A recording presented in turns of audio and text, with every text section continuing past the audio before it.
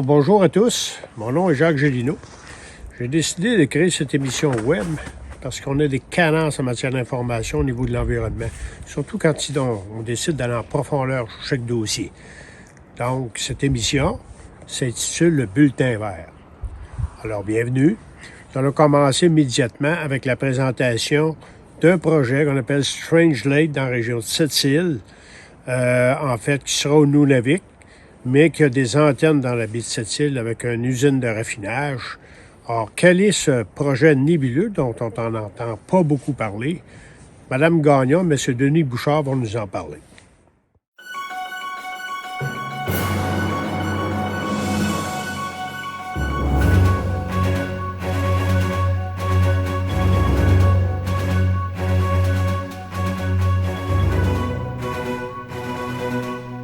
Le promoteur, c'est Tongaat Metal. La mine est située à environ 200 km au nord de Schefferville, du côté du Québec. Le minerai est ensuite passé dans un concentrateur, mis dans le promoteur appelle ça des super sacs, amené vers la côte du Labrador, pas loin de Voices Bay. Par bateau. Puis après ça prend le bateau. C'est une route d'hiver pour le transport de la mine à la côte. Puis de la côte, ça s'en vient à Sept-Îles par bateau, effectivement. Puis le concentré qui est là, s'en irait dans une usine de purification, de concentration de purification de terres rares, qui serait située au parc industriel Vigneault à Sept-Îles. C'est ce que le promoteur a donné comme localisation. C'est un projet de terres rares, vraiment. Donc, associé aux terres rares, il y a toujours de l'uranium, mais dans ce cas-ci, plus de thorium que d'uranium. Okay. Ce qui fait que quand les terres rares sont sorties, elles-mêmes ne sont pas radioactives, mais le matériel qui reste sur place après la séparation, lui, il contient de l'uranium, il contient du thorium, et les enfants, les descendants de l'uranium et du thorium. Juste avant de regarder les possibles impacts, là, on pourrait peut-être demander, peut-être je vous demanderai quel type de terre rare qui va être extraite de ce gisement-là. Il y en a 4 qui sont surtout favorisés, qui sont associés à des aimants. Mais il n'exclut pas la possibilité de faire un concentré avec le reste. Donc, c'est pas très précis à date ce qui va sortir de l'usine. L'usine, c'est un concentré qui est fait à partir d'utilisation de plusieurs acides. C'est très dur. Ils n'ont pas défini encore, mais c'est probablement acide sulfurique, nitrique. Ils sont quand même... c'est pas définitif, mais ça joue dans ces eaux-là. Est-ce qu'on a une idée du volume de terres rares qui vont être extraites de ce gisement-là? Monsieur Bouchard? Oui, on a une idée partielle du volume qui va être utilisé. Pour ce qui est, grosso modo, en haut, vous avez la mine qui va durer 30 ans, comme suggéré par le promoteur, c'est 170 millions de tonnes. Le concentré... Ça, c'est le minerai. Oui, le minerai. 170 millions de tonnes de minerai. Oui, pour 30 ans. Ensuite de ça, le concentré, lui, le volume va être à peu près 55 000 tonnes par année. Il va être mis en bateau, 30 tonnes par conteneur. Ça veut dire dans des super sacs, 1 à 2 tonnes par super sac, pour un maximum de 30 tonnes. Qu'est-ce que c'est, un super sac? Ça, c'est la blague. C'est un super sac avec des super pouvoirs. Ce que ça veut dire, c'est que, vous savez, le taux, ça va être du matériel radioactif qui va être mis là-dedans, plus. Et quand c'est du matériel radioactif, tu peux pas le mettre en vrac. Donc, il faut qu'il soit en sac. Par contre, ces super sacs-là ont pas un pouvoir d'empêcher toutes les descendants, ça veut dire toute la famille de l'uranium-238 et du thorium-232, qui, eux, ont des descendants qui sont gazeux. Et là, ils peuvent... Ce qu'on appelle du radon. Exactement. Vous avez le radon 222 et le radon 220. Et là, eux, ce sont des gaz et ils peuvent traverser les super sacs. Et là, ils ont un super pouvoir de sortir des conteneurs. Et là, la blague, c'est où va s'en aller notre radioactivité qui va descendre jusqu'à temps. En grosso modo, il va y avoir de 5 à 10 bateaux pour à peu près, je vous dirais à peu près 1000 conteneurs par bateau qui vont descendre à cette île. Okay? Vous parliez tantôt de 170 000 tonnes sur combien d'années? 30 ans. Sur 30 ans. C'est-tu l'ensemble de la production qui descend à cette île ou c'est juste la concentration des terres rares qui descend ici? Ça va être strictement la concentration, ce qui est dans le concentrateur qui est sorti. Donc en pourcentage, par rapport à la gaine de roche, c'est 4-5 gros maximum. Gros maximum. Ça veut dire que tout ce qui va descendre à cette île, vous pouvez mettre à peu près 90-95% qui vont être des résidus miniers, qui vont être alentour de l'usine. Le propriétaire définit ça à peu près à 458 000 mètres carrés de résidus. À l'heure actuelle, ça peut être plus, mais c'est ce qui définit comme résidu. Fait que si on le résidu, là, on parle des déchets miniers, c'est ça? Oui, c'est ça. Tout ce qui ne peut pas être transformé en terre rare. Et qui doit être stocké en surface, c'est ça? Oui, en surface, oui. Pour l'éternité, en plus. Oui, parce que ça, selon Environnement Canada, ce type de... Quand c'est à risque élevé, etc., ça veut dire qu'il y a un risque supérieur à faible. Donc, il peut avoir des impacts sur l'environnement et la santé. Donc, ça va être à perpétuité selon Environnement Canada, ces résidus miniers-là. Ce qui arrive, c'est que pourquoi il y a des terres rares qui sont associées aux matières radioactives? Parce que les terres rares, ce ne sont pas des matières radioactives. Ce sont des métaux, OK? Qui font partie d'une famille chimique bien précise. Ce sont les lanthanides. Et vous en avez deux, le scandium et le yttrium, que lui ne fait pas partie de la famille des lanthanides, mais qui a similarité. Donc, ils les mettent tout ensemble. Ce sont des métaux. Les mettre ensemble, est-ce que c'est dû au manque de réglementation ou à l'effet que si on parle de nouveaux produits miniers qui doivent être classifiés selon les lois existantes? On se rappellera que les terres rares datent en Suède. Ils ont été découverts en Suède à peu près dans les années 1787. Et les gens ne savaient pas trop, c'était pas clair, s'ils étaient dans la même famille ou pas dans la même famille. Et vu que les deux, comme le scandium et l'yttrium, se ressemblaient électroniquement au niveau de leur structure en tant que telle, chimique. Donc, ils ont décidé de les associer ensemble. Et par la suite, ils ont décidé de garder ça comme ça. Donc, c'est juste une question de la chimie, la proximité. Classification. Exactement. Les éléments primaires. Exactement. C'est juste pour ça. Donc, ces métaux-là ont des caractéristiques spécifiques qui ne sont pas radioactives, mais ils sont associés souvent à des gaines de roche radioactives. Exactement, surtout au Québec, comme notre projet, lui, il est associé dû à sa géomorphologie, la géologie, la géochimie, ils sont associés au début à ça.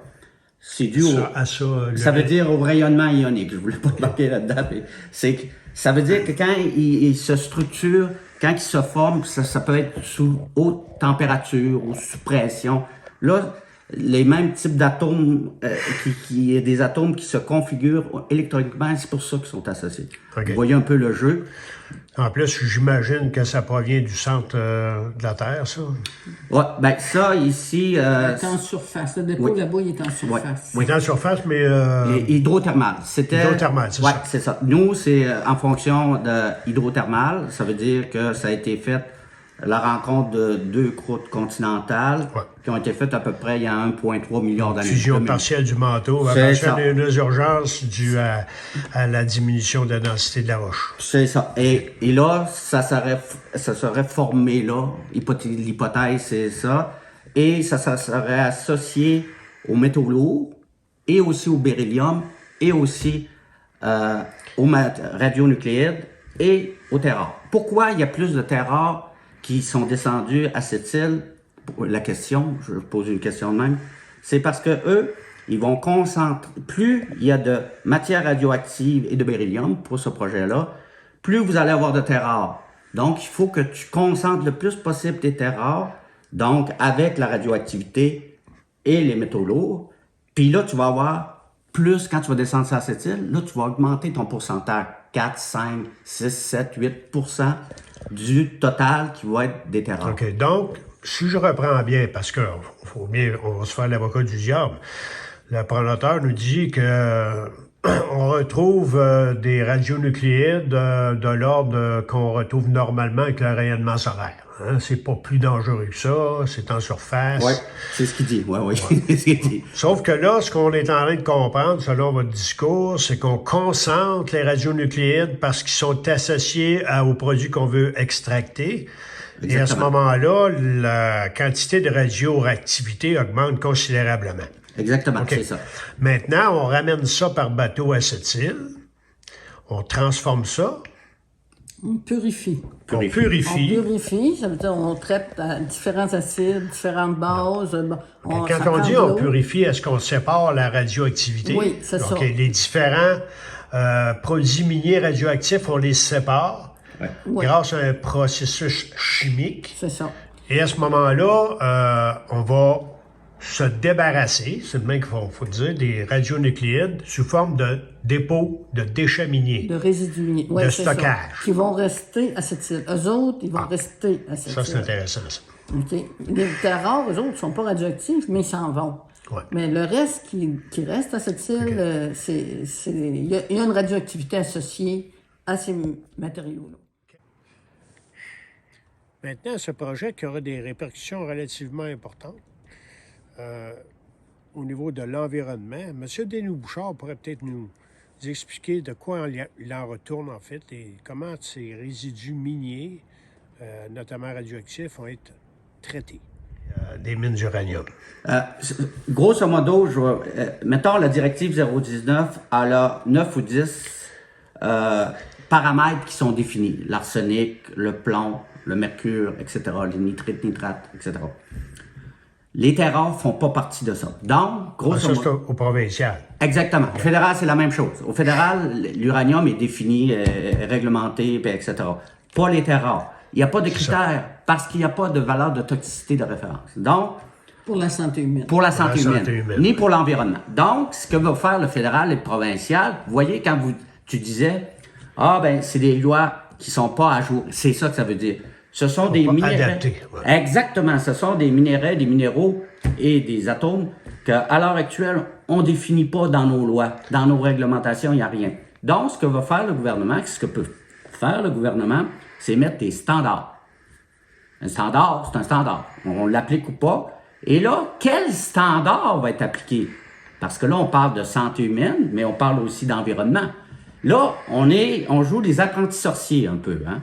Il existe le ministère de l'Environnement au Québec, puis l'Agence fédérale en environnement fédéral. Est-ce que ces organismes-là sont en mesure de nous protéger, nous, la population, les citoyens, ou si plutôt on assiste présentement à des ministères qui sont plutôt muselés pour faire place à l'économie? On va essayer de démêler tout ça. Et moi, je me permettrai de vous dire à tous les deux qu'au regard du gouvernement actuel, qui est la CAQ, avec la façon dont le ministère de l'Environnement est traité, dans tous les dossiers, on voit que c'est un parti littéralement conservateur. On voit qu'au niveau de l'environnement, on a mis un ministre fantoche qui permet au gouvernement de faire un peu tout ce qu'il veut, parce qu'on a là des promoteurs industriels qui veulent faire avancer l'économie au Québec au détriment d'à peu près tout, là, mais principalement de l'environnement. Oui. Êtes-vous d'accord avec ça? Moi, puis Louis, Louis, je veux pas... Oui, je peux y aller. Moi, oui, vas-y. Regarde, moi, je suis totalement d'accord avec ça. Puis pour gouvernement fantoche, c'est un peu, en tout cas, la même chose pour tout. Je n'ai pas dit gouvernement fantoche, j'ai dit un ministre fantoche. OK, un ministre fantoche. Okay. Oui. C'est vrai que c'est une grosse différence. T'as raison. Mais ce que je veux juste dire, c'est qu'un gouvernement, quel qu'il soit, quand tu dis que les terres rares, ce sont des matériaux critiques et stratégiques, c'est fast-track. Tu t'organises. On fait fi de tout règlement. C'est à peu près ça. Fait que c'est pour ça que je voulais dire. On l'a vu avec Norvoil. Exactement. C'est pour ça que je voulais vous dire que tout type de gouvernement, ça ressemble beaucoup. Là. Puis, vous savez qu'aux États-Unis, c'est la même chose. Puis au fédéral aussi, c'est la même chose. Donc, nous, on veut pas faire fast-track en fonction de notre santé et notre environnement. Absolument.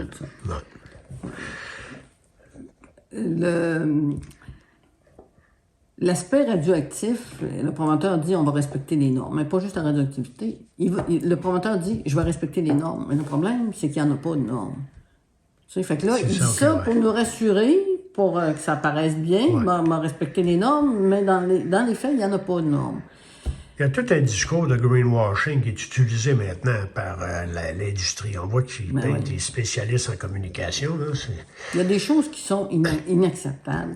Le promoteur dit qu'il va rejeter ses effluents directement dans la baie de Sept-Îles, ou il va passer par le réseau d'eau usée de la ville de Sept-Îles qui n'est pas conçu pour traiter des effluents industriels, pour rejeter ça dans la baie de Sept-Îles. Mais regarde, c'est quoi cette affaire-là? C'est un manque de respect total envers notre territoire, notre environnement, puis notre santé. Il ne faut pas penser que ce rejet-là dans la baie de Sept-Îles va influencer juste les poissons, il va influencer aussi les gens qui habitent au bord.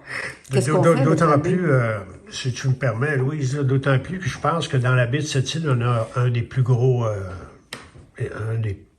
des ostarets plus importants au Québec, après celui de la baie James, qui est une pouponnière, remplie de biodiversité. Puis on a un parc de pêche ici important à cette île qui démontre très bien la productivité régionale du milieu aquatique ou marin.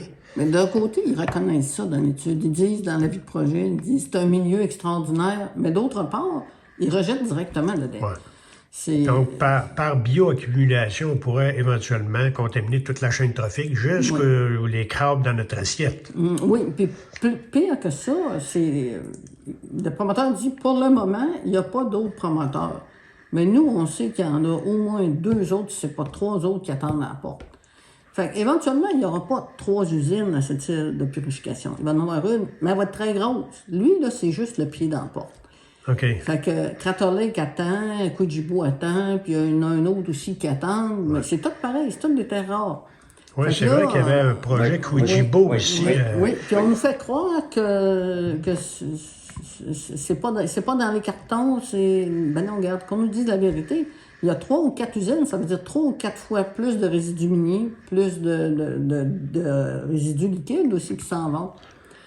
Puis comme Crater Lake, eux autres avaient indirectement, on l'a su par des rencontres qu'on a faites, que leur intention, c'était faut valoriser les résidus miniers. Fait que ce résidu minier-là, radioactif, comment on fait pour le valoriser? C'est facile. On l'envoie comme matériel de recouvrement au LET. Mais là, c'est la ville de cette île qui va gérer la radioactivité de ces entreprises-là. Il ne faut pas faire semblant que c'est pas vrai. On le sait qu'ils ont ça en arrière de la tête. Mais là, il faut l'évaluer si c'est vrai. Il faut que ce soit évalué.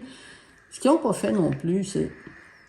Ils ne sont pas venus consulter la population. Ça, c'est une erreur très grave. C'est les parties prenantes, c'est les populations autochtones et allochtones. Nous, on ne se mêle pas de ce qui se passe dans le Nord. Nous, on s'est attaché à ce qui se passe à cette île. Vous vous concentrez dans la région ici, là où la population est. C'est ça. Puis ils ne nous ont pas rencontrés. On leur a même écrit une fois, ils n'ont même pas répondu. Alors, ce projet qui a été mis un petit peu sur la table, on ne sait pas trop où en est rendu ce projet. Donc, Mme Louise Gagnon fait le point sur l'ensemble des procédures. On peut continuer parce que le projet est suspendu au provincial. Il a été suspendu 3 jours après la permission de la directive parce que le promoteur disait que la population n'a pas été consultée. Ça a été suspendu en décembre, je pense. Hein? Oui, le 6 décembre. Puis au fédéral, c'est un peu la même chose. C'est comme si eux autres, il y avait un calendrier avec des nombres de jours, mais là, ils ont comme arrêté le calendrier. Le projet est suspendu aussi d'une autre façon. Est-ce que ça pourrait forcer le promoteur éventuellement à défaire un autre dépôt de projet? Ouais.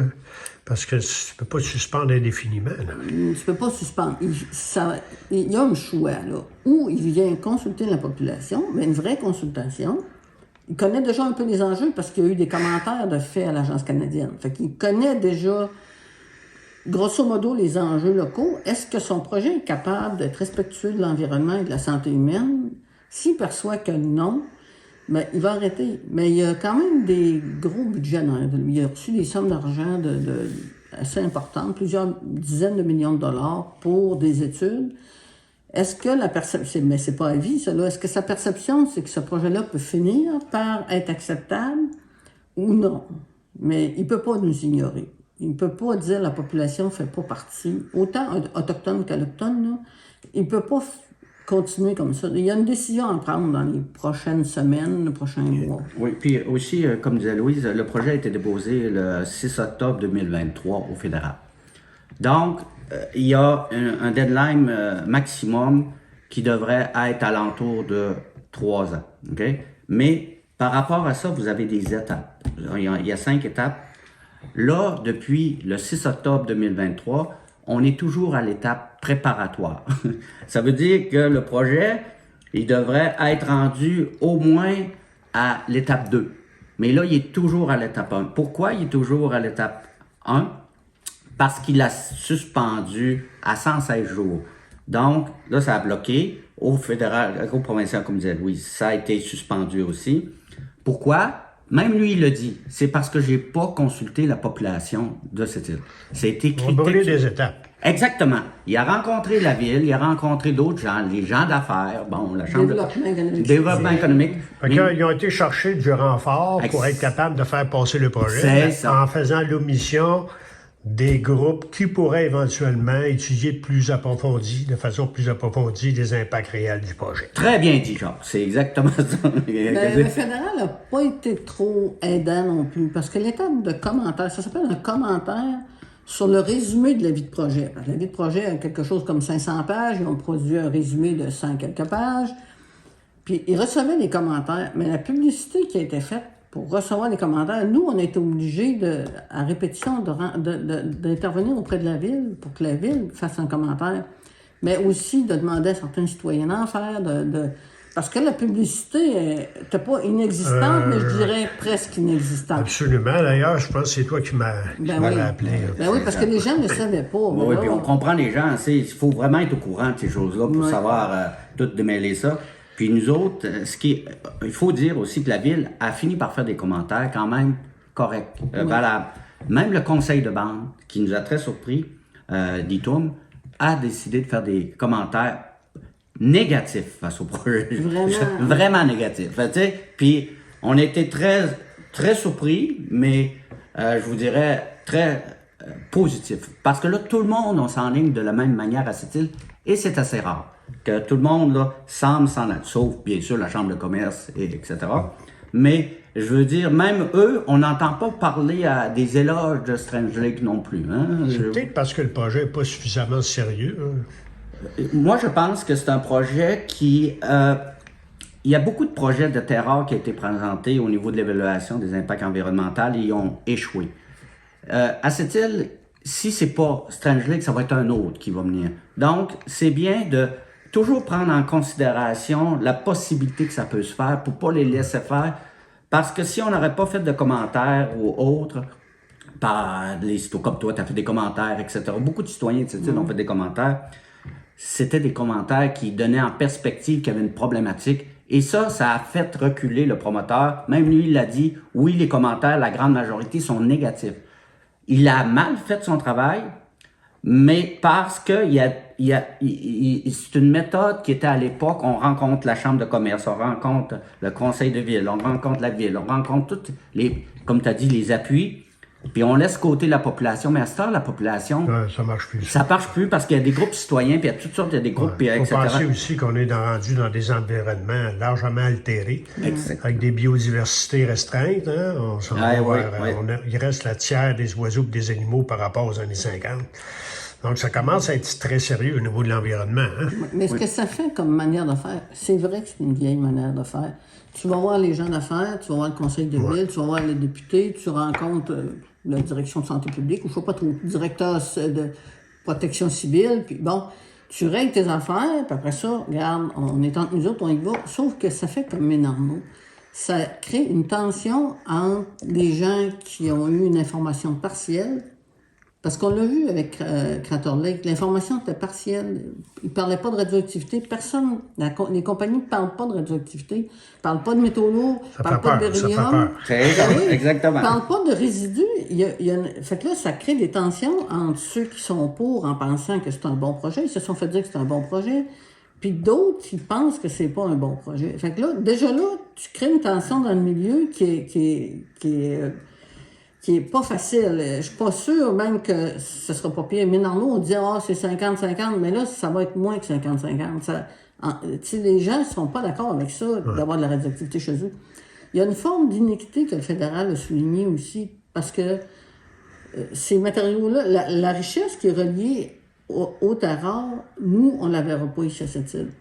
D'abord, je ne crois pas aux emplois qui vont être reliés à ça, parce qu'il y a beaucoup de radioactivité, ça va être mécanisé. Moi, 300 emplois, je ne crois pas à ça. 261 emplois. 300 sur 24 heures de chiffre, peut-être.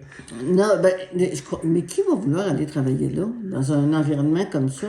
Je vous dirais que quand on regarde en Inde, un peu partout dans le monde, si vous donnez des salaires de 100 000 et plus, il y en a qui sont prêts à faire beaucoup de... Exactement, mais pour moi, cette île, qu'est-ce que ça a comme avantage? Qu'il faut bâtir des loyers, passer des goûts d'aqueduc. Oui, mais on est déjà en pénurie de main-d'œuvre d'un minière actuel. Puis cette iniquité-là, c'est que aussi ce qui est de bon, ça s'en va, puis on reste avec la cochonnerie. L'évidence. Oui, l'évidence. Il y a une forme d'iniquité là-dedans que le fédéral a souligné puis qui est réaliste. Il ne faut pas penser que pour la ville de cette île ou pour un député. Il n'y a pas d'avantage. Oui, c'est ça. Il faut penser qu'il y a un avantage. Pour nous, ici à cette île, il y a même des rumeurs qui parlent de valeur des maisons qui baisseraient, parce que là, c'est un peu comme Ménarnaud aussi. Ça s'avait fait, Ménarnaud, avec des explosions à répétition en même pas 6 km de la ville. 3-4 km de la ville, là. On peut penser que avec tous les dépôts miniers, on parlait de 60 pieds de dépôts miniers sur une superficie étendue comme la ville de cette île. Ça, c'est handicapant, franchement, pour l'intérêt de venir s'implanter ici. On a pu se rendre compte avec les discussions avec M. Bouchard, Mme Louise Gagnon, que finalement, il va y avoir des résidus miniers radioactifs engainés dans une gaine de ciment. Maintenant, est-ce que ça passe le test des générations? Et quelles sont les possibilités de contamination avec tout ce projet? Monsieur Denis Bouchard va nous l'expliquer. Puis ça, c'est très vrai ce que tu dis. Puis il y a une chose qui est importante aussi. Le projet Strange Lake, en plus d'apporter des métaux lourds, va aussi nous apporter des matériaux radioactifs. Donc, ce que ça veut dire, c'est que... Ça traverse le temps. Et ça s'en va partout dans la ville. Le vent transporte ça, on va être en haut d'une courbe, puis le vent va transporter ces particules-là radioactives d'un bord puis de l'autre. Contrôler ça. L'idée, là, c'est pas de nous dire que c'est une centrale nucléaire qui s'en vient ici, puis le nombre de becquerels est équivalent, c'est pas ça. Mais ce qui est naturel n'est pas nécessairement bon pour la santé puis pour l'environnement. Donc, si vous concentrez des matériaux radioactifs comme l'uranium 238 et le thorium 232 et tous les descendants, ce que ça va faire, c'est que là, vous transportez ça partout dans la ville, une partie, puis là, on ne sait plus trop où ça va s'en aller. Et c'est ça qui est arrivé dans des projets comme en Chine, puis etc. Ils n'ont pas vécu ça, puis ils ont dit, c'est le vent, puis ça pousse. Puis... Mais là, ils sont aperçus qu'il y avait une radioactive là. Il y a des résurgences qui font que tout d'un coup, il y a du radon. Puis quand il y a le radon sort, c'est qu'il y a des... Lui, c'est un gazeux, mais il transporte sa famille descendante, puis là, ils sont particuliers, donc ils se déposent. Là, tu ne sais plus trop où ça s'en va. Et là, tu as des enfants qui s'amusent, puis là, ils mangent ça. C'est un problème de santé publique. Exactement. Et ça, on a parlé avec le directeur de santé publique et il a dit, oui, c'est un problème, on va vérifier tout ça, puis on va faire. Par contre, si la population ne s'implique pas, là, ça ne se va pas au directeur de santé publique, ça va pas, ça serait camouflé, et là, ça passe, tout va bien, jusqu'à temps que les problèmes ressortent. Nous, ce qu'on veut, s'il y a un projet de ce type-là, il doit être à risque faible. Nous, ce qu'on veut, et on a dit à la ville de cette île, si vous modifiez votre réglementation, on veut que ça soit des résidus miniers et des minerais à risque faible. Si c'est à risque faible, on n'a aucun problème avec ça. Ça fait partie de la directive. Tout est beau. Mais l'idée, c'est est-ce qu'ils sont capables de mettre ça à risque faible? Oui. Et j'ai hâte de voir s'ils sont capables. La municipalité nous a écoutés. On va voir qu'est-ce qu'ils vont faire. Mais est-ce qu'une municipalité pourrait, dans le cadre réglementaire de la loi sur les mines et tout ce qu'on connaît aujourd'hui, est-ce qu'une municipalité aurait les leviers administratifs et juridiques pour empêcher un projet comme ça? On a vu en Gaspésie que c'était pas aussi évident que ça. Là. Nous, le maire a eu la même réponse que toi. Monsieur le maire. OK. Monsieur le maire a eu la même question que toi. Et il a dit, bon, est-ce que ça peut... Pas nécessairement, par contre.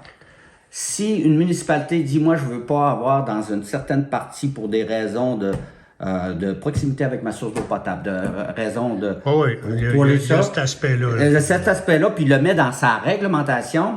Là, le gouvernement va dire, ben, si c'était dans sa réglementation, là, ça peut aller en cours. Mais il y a de fortes chances, il y a des villes qui ont gagné en cours par rapport à ça, parce que ça entraînait des risques. Les résidus miniers qui sont là, ce sont des résidus à perpétuité à risque élevé. Ça veut dire qu'ils sont à perpétuité contaminés. Donc, pour la ville, c'est un passif important pour les générations futures. Et ça, c'est pas négligeable, selon nous autres. Donc, ça, dans la balance, c'est très important. D'autant plus quand on parle de l'élévation des océans de près de 70 mètres, 75 mètres, à part la dilatation des océans, là, on parlait juste des glaciers qui fondent. On peut penser que nous, on ne sera plus là, mais il y a des générations qui vont faire en sorte que le site choisi déjà en partant va peut-être être en dessous de l'eau. Exact. Ça va être problématique en tant que tel. Puis, il faut dire qu'une ville qui a un passif majeur, tu peux pas mettre de maison là, tu peux plus rien faire. Pensez-y bien. Puis on est dans la ville de cette île. Là. On n'est pas à 100 000 dans le bois, etc. On est vraiment dans la ville, proche de notre source, proche de résidence, car c'est important. Oui, c'est déjà. Maintenant, est-ce que nos lois au niveau fédéral provincial sont suffisamment étoffées pour faire en sorte que la population est à l'abri de la contamination des différents projets qui pointent à l'horizon, notamment l'extraction des terres rares? Est-ce que la gouvernance, les lois, les règlements qui ont été créés littéralement dans le 18e siècle, 19e siècle, sont suffisamment avancés aujourd'hui pour mettre à l'abri la population contre des possibles contaminations? M. Daniel Green nous explique qu'est-ce qui en retourne au niveau de la législation. C'est que la directive s'applique aux mines métalliques seulement. Seulement. Je crois. Tu regardes les libellés, là, ça fait quelque temps que j'ai pas regardé la directive 03, là. Ouais. Il me semble que ça s'applique uniquement. Comme la loi, comme le règlement fédéral sur les effluents miniers s'applique seulement aux mines métalliques et aux mines de diamants. Ils ont rajouté diamants. Es-tu en train de dire qu'il n'y a rien qui encadre ces mines-là de terre rare, là? Ben, ça c'est pourquoi tu mets un doute. Parce qu'il est possible que le gouvernement du Québec ait adopté une directive pour les mines de terre rare. Ouais, je ne veux pas une grosse confiance dans le gouvernement du Québec, de la CAQ, moi, là, avec le... Mais non, on s'entend. Puis même si la directive dit que la minière doit faire ceci, faire cela, ça reste une directive. Ouais. Déjà, nos règlements ne sont pas appliqués au Québec. Encore moins des directives qui sont même pas des textes réglementaires. Ouais. Tu vois, si l'État est pris au flagrant délit, OK, d'avoir toléré un acte illégal, là, ça va mal. Ouais, si l'État est pris au flagrant délit de ne pas, d'avoir toléré une directive qui n'a pas force de loi, là, l'État peut dire, écoutez, c'est même pas réglementaire. Je peux pas forcer. On vous donne une chance. Pas une chance, mais on n'a pas d'emprise légale. Ouais, c'est ça. Je peux pas poursuivre quelqu'un pour faute pénale s'il n'y a pas de règlement qui l'interdit. Ouais, c'est vrai. Alors, si c'est simplement un texte, une directive, c'est un souhait. Ouais, le ministère de l'Environnement souhaite que les minières n'émettent pas plus que X d'arsenic. Ouais. C'est un souhait. Ouais. Ça a pas beaucoup. Soyez gentils. Par contre, le texte réglementaire, c'est vous n'avez pas le droit d'émettre tant. Si on vous pogne en train d'émettre plus que tant, vous allez vous retrouver devant un juge. Ouais. Alors, ceci fait le tour de ce projet dont on n'a pas beaucoup entendu parler. Si vous avez des questions, quoi que ce soit, dans le bas de la page, vous allez retrouver le courriel. Et si vous avez des sujets que vous aimeriez que l'on traite, bien, n'hésitez pas à nous écrire. Jacques Gélineau, Bulletin Vert.